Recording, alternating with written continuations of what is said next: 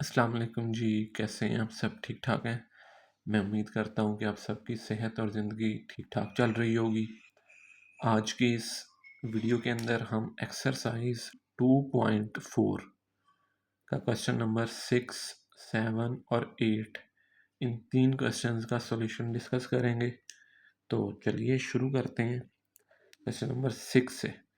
अब question number 6 के अंदर इंफॉर्मेशन हमें दे दी गई that the formula to measure the magnitude of earthquakes के जो जल्जले आते हैं वो उनकी शिद्दत मालूम करने का जो फार्मूला है वो दिया गया है m is equals to log a over a not with base 10। ठीक है जी। If the amplitude a is 10,000, ये वाला जो a है इसकी वैल्यू दे दी गई 10,000 और रेफरेंस एम्पलीट्यूड a नॉट इसकी वैल्यू दे दी गई 10। तो हमने ये बताना है कि मैग्नीट्यूड क्या होगा, what will be the magnitude. m की वैल्यू हमने बेसिकली फाइंड करके बतानी है। ठीक है जी। तो सबसे पहले तो मैग्नीट्यूड हमने फाइंड करना है, अपना गिवन डाटा उसको तरतीब से लिख लें। जो एम्पलीट्यूड है ए उसकी वैल्यू भी दे दी गई 10,000 और जो रेफरेंस एम्पलीट्यूड है ए नॉट उसकी वैल्यू भी दे दी गई 10। फॉर्मूला हमारा ये है। तो फॉर्मूला हमारा ये कहता है कि m एज इट इज आ जाएगा जी। हम लिखेंगे, अब देखें log a over a not, ये दो वैल्यूज डिवाइड में है तो डिवाइड वाली जो वैल्यूज हैं वो लिखी जाती हैं माइनस की फॉर्म में। ये बन जाएगा log a with base 10 minus log a not with base 10। ठीक है जी। ये इस तरह से बन जाएगा। अब वैल्यूज पुट करते हैं जी। लॉग a की वैल्यू 10,000 है, 2 3 और 4 और इसकी बेस क्या है जी 10 माइनस लॉग a नॉट की वैल्यू 10 है और इसकी भी बेस क्या है 10। अब यहाँ पर आपको याद होगा मैंने बताया था कि जिस वैल्यू का लॉग लेना है वो और बेस अगर सेम हो, एक जैसे हो, तो उसका आंसर 1 आता होता है। तो इस सारे पोर्शन का आंसर क्या आ गया 1। अब ये 10,000 है तो इस 10,000 को मैं लिख सकता हूँ log 10 की पावर 4 विद बेस 10। ठीक है जी। 10 की पावर 4 का मतलब ये है कि 10 को 4 दफ़ा मल्टीप्लाई करें तो आंसर आता है 10,000। ठीक है जी। तो अब यहाँ पर भी प्रॉपर्टी लगाएंगे, लॉग समथिंग की पावर हो तो पावर को नीचे उतार के लिखते हैं। ये बन जाएगा 4 लॉग 10 विद बेस 10 माइनस 1। ठीक है जी। अब जिस वैल्यू का लॉग लेना है वो और बेस, जब ये दोनों वैल्यूज सेम हो तो आंसर क्या आता होता है 1।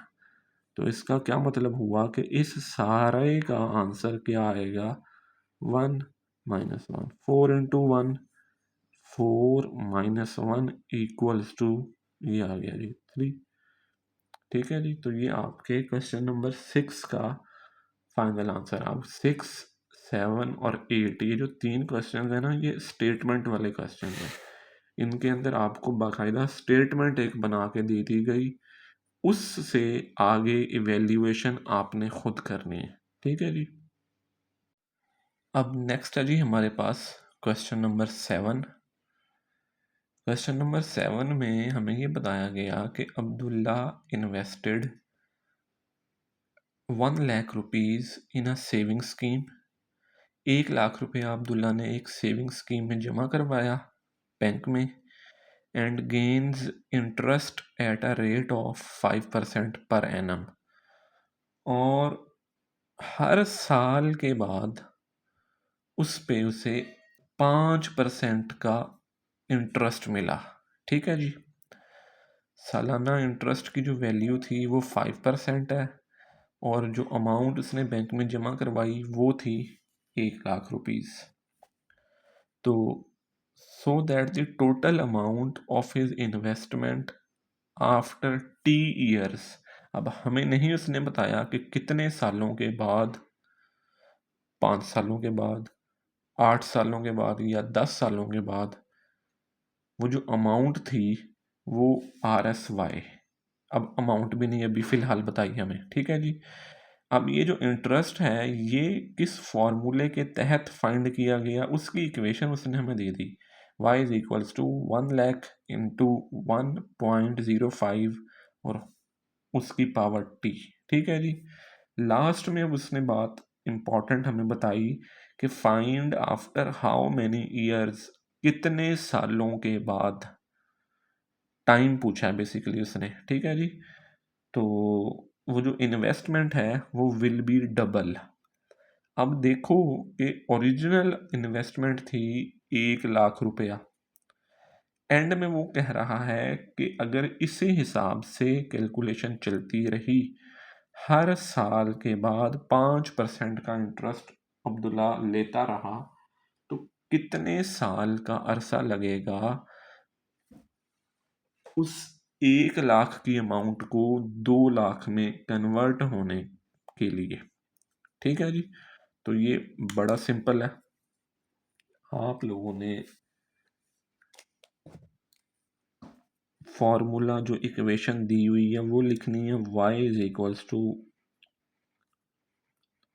1 लाख इंटू 1.05 और होल की पावर t, ठीक है जी। अब ये y की जो वैल्यू है यहाँ पे पुट करेंगे, ठीक है जी। इन्वेस्टमेंट डबल हो जाएगी ना, तो वो 2 लाख रुपीज़ इक्वल्स टू 1 सैकड़ा लाख, ठीक है जी, इंटू 1.05 और होल की पावर t। ये इधर मल्टीप्लाई, इधर आके डिवाइड,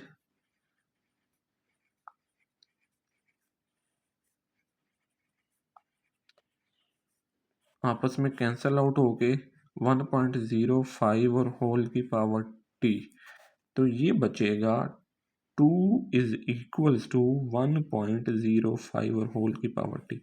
अब हमने फाइंड करना है आफ्टर हाउ मैनी ईयर्स, ठीक है जी।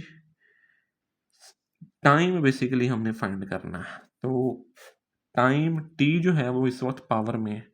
अब वो पावर नीचे कैसे आएगी, पावर नीचे आएगी by taking log on both sides, ठीक है, by taking log on both sides, log 2 is equals to log 1.05 और होल की पावर t। log समथिंग की पावर हो तो पावर को नीचे उतार के लिखते हैं, ठीक है जी। ये बन जाएगा t log 1.05 और इधर log 2 और इधर इक्वल, ये वाली वैल्यू इधर t के साथ मल्टीप्लाई हो रही है, दूसरी तरफ जाकर डिवाइड हो जाएगी, log 2 over log 1.05 equals to t। ये दोनों वैल्यूज कैलकुलेटर से सॉल्व फाइंड करें, log 2 का आंसर होता है 0.3010, 0.3010, ये आंसर आया log 2 का। और जो होता है log 1.05, इसकी वैल्यू आ जाएगी 0.021 और 1, ठीक हो गया जी। और इधर क्या बचेगा, इधर सिंपल बच जाएगा t। तो इन दोनों वैल्यूज को डिवाइड कर लें, 0.3010 डिवाइडेड बाय 0.0211, तो जो फाइनल आंसर बनेगा वो बन जाएगा t इक्वल्स टू 14.26। ठीक है जी। तो तकरीबन 14 साल के बाद वो जो 1 लाख रुपया है वो 2 लाख रुपए में कन्वर्ट होगा अगर इंटरेस्ट का जो रेट है वो 5% पर एनम रहे। ठीक है जी। थोड़ा सा लॉजिकल था ये क्वेश्चन, लेकिन अगर आप स्टेटमेंट को गौर से पढ़ेंगे, समझेंगे और सही तरह वैल्यूज़ को रिप्लेस करेंगे तो आपके लिए बहुत आसानी रहेगी जी।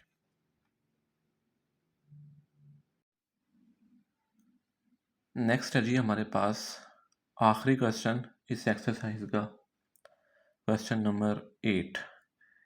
इसके अंदर हमें बताया गया है that Huriya is hiking up a mountain. Huriya जो है वो एक पहाड़ पर चढ़ रही है। वेयर द टेम्परेचर जो टी से रिप्रेजेंट किया गया है वो डिक्रीज होता जाता है 3%। ठीक है जी। फॉर एवरी 100 मीटर गेंड, जैसे ही आप 100 मीटर की ऊंचाई तय कर लेते हैं तो टेम्परेचर 3% तक गिर जाता है। ठीक है जी। और अगली बात ये बताई गई द इनिशियल टेम्परेचर जिसको टी आई से रिप्रेजेंट किया गया at the sea level is 20 degree centigrade. जो इनिशियल टेम्परेचर था वो भी बता दिया गया। अब उसने कहा कि इस फॉर्मूले का इस्तेमाल करो और calculate the temperature at an altitude of 500 metres. जब ऊंचाई जो हुरिया ने ट्रैवल कर लिया, जो फासला जब उसकी हाइट 500 मीटर की हो गई तो उस वक्त जो टेम्परेचर बनता है वो फाइंड करके बताओ जी। ठीक है जी। तो इनिशियल टेम्परेचर टी आई बताया हुआ था 20 डिग्री सेंटीग्रेड। ऑल्टीट्यूड जिसको हम हाइट कहते हैं वो भी बताई दी 500 मीटर्स। ठीक है जी। फार्मूला भी दे दिया। अब ये दोनों वैल्यूज़ यहाँ पे रिप्लेस करेंगे और इसकी फर्दर कैलकुलेशन करेंगे जी। अच्छा जी। अब ना फिर हम वैल्यूज़ पुट करेंगे। तो वैल्यूज़ पुट करने के लिए देखिएगा टी एज इट इज़ आ जाएगा। टी आई की जो वैल्यू हमें स्टेटमेंट में दी गई थी वो थी 20 डिग्री सेंटीग्रेड। तो टी आई की जगह पे 20 आ जाएगा, मल्टीप्लाई बाय 0.97 आ जाएगा। ठीक है जी। ये पॉइंट है, ये पॉइंट है, ये भी पॉइंट है, ये भी पॉइंट है। अच्छा जी। तो 0.97 एच की वैल्यू थी 500 जो हमें दी गई थी। तो एच की जगह पे उसकी वैल्यू पुट करेंगे 500 ओवर 100। ये पावर्स की आपस में कटिंग हो जाएगी तो ये आंसर आ जाएगा 5। ठीक है जी। इस स्टेप के बाद आगे ये वाला स्टेप। तो अब देखें यहाँ पर लॉग को इंट्रोड्यूस करवाएंगे हम। दोनों तरफ लॉग ले लेंगे, taking log on both sides. Log लेके लॉग के लॉज का इस्तेमाल करेंगे। लॉग जो है वो इन दोनों वैल्यूज़ पे अलहदा अलहदा डिस्ट्रीब्यूट हो जाएगा और मल्टीप्लाई का जो साइन है वो तब्दील हो जाएगा प्लस के साइन में। ठीक है जी। और यहाँ पर फिर लॉग का एक रूल इस्तेमाल करेंगे। लॉग समथिंग की पावर हो तो पावर नीचे उतार के लिखते होते हैं। ठीक है जी। इस फॉर्म में आ जाएगा। कैलकुलेटर का यूज़ करके इस वैल्यू का लॉग ले लिया तो उसका आंसर आ गया ये। ठीक है। अब यहाँ पर थोड़ी सी कैलकुलेशन तब्दील करेंगे। आप लोगों ने याद रखना है कि जिस वैल्यू का लॉग लेना है उसमें कम अज़ कम पॉइंट होना चाहिए after the first non zero digit. ठीक है जी। लेकिन यहाँ पर पॉइंट के बाद है फर्स्ट नॉन ज़ीरो डिजिट, मतलब पॉइंट उससे पहले है। तो हम पॉइंट को एक डिजिट फॉरवर्ड मूव करवाएंगे। फॉरवर्ड मूव करवाएंगे तो वैल्यू जो भी बनेगी वो रफ पे लिख लेंगे और इसके साथ अब इसका लॉग लेंगे। ठीक है जी। पॉइंट कितने डिजिट मूव हुआ 1, तो ये बन जाएगा कैरेक्टरिस्टिक और इसको माइनस की फॉर्म में लिखेंगे। इस कैरेक्टरिस्टिक को लिखने के फ़ौरन बाद पॉइंट डाल लेंगे। ठीक है जी, ये ना हो सकता है आपको थोड़ा सा मुश्किल लगे, इसको तसल्ली से समझिएगा। मैं एक दफ़ा दोबारा एक्सप्लेन कर देता हूँ। पॉइंट है 9 से पहले, मतलब after the first non zero digit नहीं है, तो हमने पॉइंट को एक डिजिट फॉरवर्ड मूव करवाया, वो बन गया कैरेक्टरिस्टिक -1 की फॉर्म में। पॉइंट मूव करवा के वैल्यू क्या बनी 9.7। अब इस वैल्यू का लॉग लें कैलकुलेटर पे, लॉग 9.7 लेंगे तो पॉइंट के बाद जो 4 डिजिट आपको नज़र आ रहे हैं वो आपने इस कैरेक्टरिस्टिक के साथ आगे ज्वाइन करके लिख देने हैं। 9, 8, 6, 7, 9, 8, 6 और 7। ठीक है जी, ये आ जाएगा। अब ये वाली value as it is 3010 plus 5, इसको एक्सपेंड करें, खोलें, ये बन जाएगा माइनस का 1 प्लस 0.9698 और 7। ठीक है जी, ये ऐसे बन जाएगा। इसको कैलकुलेटर पे करें सॉल्व, -1 प्लस 0.9867, तो ये आपको देगा माइनस का 3010 प्लस 5 इंटू, ये देगा -0.013 और 8। ठीक है जी, तो नेक्स्ट 5 को इससे मल्टीप्लाई करवाएं जी, मल्टीप्लाई बाय 5, ये आ जाएगा 1.3010 प्लस माइनस माइनस 0.066 और 5। ठीक है जी, प्लस माइनस और -5 को इससे मल्टीप्लाई करवाया, ये आंसर आया। इन दोनों को सॉल्व करेंगे जब, तो जो फाइनल आंसर आपके पास बनेगा 1.234 और 8। अब ये सिंप्लीफाई हो गई वैल्यू। ठीक है जी, अब लेना है हमने इसका एंटी लॉग दोनों तरफ, तो एंटी लॉग और इधर लॉग टी, इधर भी एंटी लॉग 1.234 और 8। ठीक हो गया जी, लॉग और एंटी लॉग आपस में कैंसल आउट हो जाएंगे। जिस वैल्यू का एंटी लॉग लेना है अगर वो पॉजिटिव की है तो वो सारी कैलकुलेटर पे लिखेंगे, और वो मेथड क्या मैंने आपको बताया था, शिफ्ट और लॉग। तो 10 की पावर में जब भी वैल्यू लिखी जाएगी वो एंटी लॉग कहलाएगी। ठीक है जी, ये बनेगा 1.234 और 8, तो आपका आंसर आ जाएगा जी 17.7, जो फाइनल टेम्परेचर था। ये जी आपका फाइनल आंसर।